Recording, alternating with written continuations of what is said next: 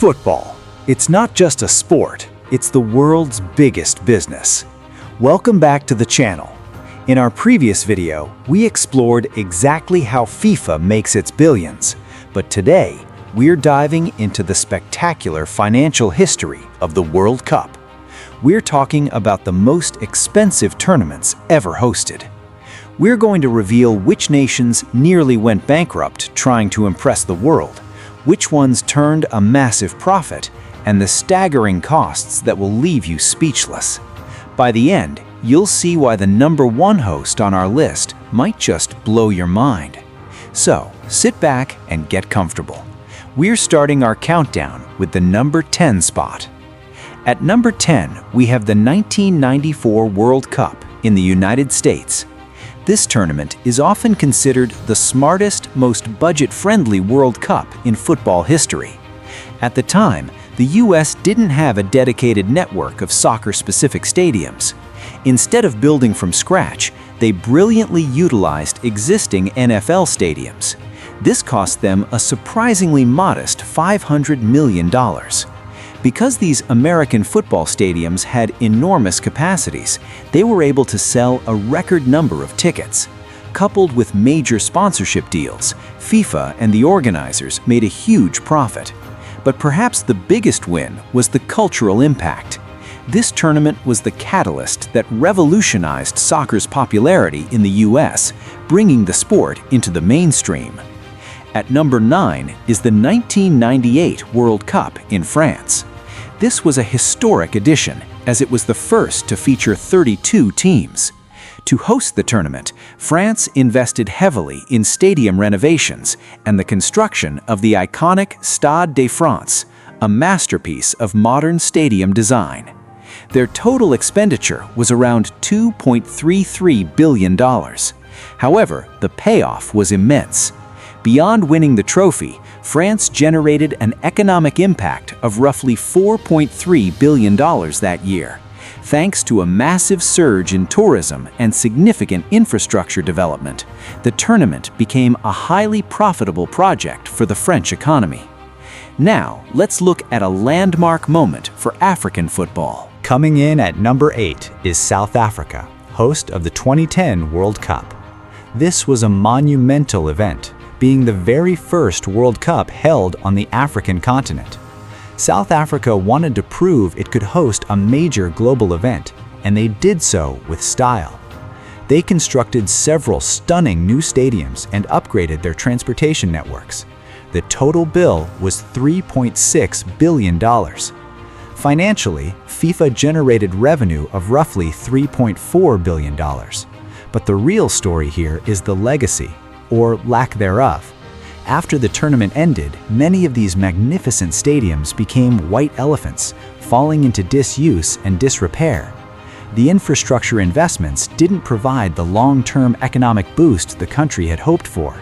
In essence, they spent a fortune but only managed to break even. At number 7, we have the 2006 World Cup in Germany. Germany is often cited as one of the best hosts in football history. They possessed a modern football infrastructure already, and their beautiful stadiums didn't require excessive new investment. They delivered a fantastic tournament with a budget of $4.3 billion. The tournament generated over $5 billion in revenue, making it a financial success.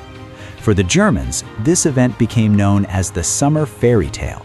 It was a period of national pride and euphoria that revitalized the country's international image. Next up, a historic first for Asia. At number 6 is the 2002 World Cup, co-hosted by South Korea and Japan. This was the first World Cup in Asia and the first to be co-hosted. Due to the joint hosting nature, the costs were effectively doubled. Both nations built 10 new ultra-modern stadiums each, totaling 20 venues. The combined cost was around $7 billion. Thankfully, the expenses were shared between the two wealthy nations, so there was no significant financial crisis. However, the big winner here was FIFA, who made a record-breaking sum of money thanks to massive sponsorship deals from Asia's booming technology and automotive markets. Now we enter the big leagues. At number 5 is the 2018 World Cup in Russia. Now we are entering the real war of the billions. Vladimir Putin's administration saw this as a golden opportunity to project a powerful image of the country on the world stage. They spent lavishly to build 12 new stadiums and poured an almost inconceivable amount of money into security. The total cost was a staggering $11.6 billion. While official reports claimed an economic benefit of $15 billion, FIFA's direct revenue was only about $5.3 billion. The reality is that Russia took a significant financial loss to host the spectacle. At number 4 is the upcoming 2026 World Cup, hosted jointly by the USA, Canada, and Mexico. This is set to be a historic tournament, being the first to feature 48 teams and a staggering 104 matches. After factoring in budgets and temporary venue upgrades, the hosting costs are estimated at $13.9 billion.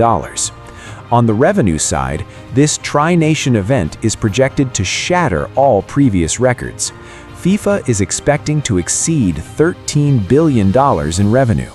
For the United States, this is expected to trigger a massive economic revolution, potentially making it the most financially successful World Cup in history. At number 3 is the 2014 World Cup, hosted by the football-crazy nation of Brazil. For the people of Brazil, however, this tournament was a bitter experience. The government prioritized stadium construction, spending billions, while neglecting critical sectors like education and healthcare. The country was rocked by protests and riots across the nation. The final bill was an astonishing $15 billion. FIFA earned $4.8 billion, but the average Brazilian citizen saw very little benefit. The Mané Garrincha Stadium in Brasilia, for example, cost a whopping $1 billion to build, but is now largely unused, famously used as a bus depot. It remains one of football's most expensive white elephants. And now the big one. At number 2 is the 2022 World Cup in Qatar.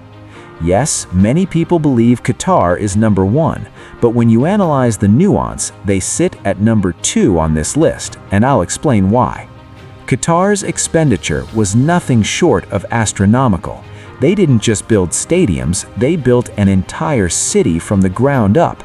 This included a new metro rail system, a new international airport, and 8 state-of-the-art air-conditioned stadiums. The total cost is estimated at a mind-boggling $220 billion. To put that in perspective, if you combined the costs of every single World Cup since its inception in 1930, it wouldn't even match what Qatar spent on a single tournament. That works out to roughly $3 billion per match. Directly, Qatar only recouped about $7.5 billion from ticket sales and sponsorships. However, their objective was never short-term profit. Their investment was a long-term bet on branding and tourism. The goal is to transform Qatar into a global tourism hub by 2030. Yes, that's the thing. Qatar spent $220 billion and earned a fraction back in direct revenue. From a pure business perspective, that seems like financial insanity. So who is the smartest and most profitable host in history? If we are talking about pure return on investment, the clear winner is, well, it's an old favorite, the United States. In 1994, by spending just $500 million, they generated nearly 10 times that amount in economic impact. They didn't need to build brand new stadiums, they used what they had and maximized their returns. To be honest, I don't think any country will ever be able to outspend Qatar. Qatar's project was so vast, it has redefined what sports hosting looks like.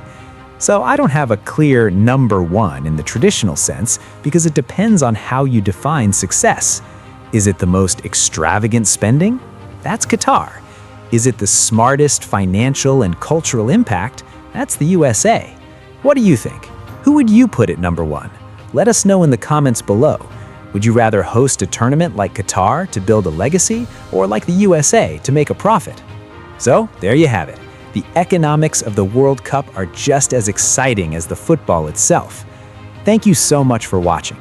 If you enjoyed this deep dive into the finances of the beautiful game, please like, share, and subscribe to our channel. We bring you the most interesting stories from the world of football. Let me know in the comments, what is your favorite World Cup memory? I'll see you in the next video. Until then, take care and stay healthy.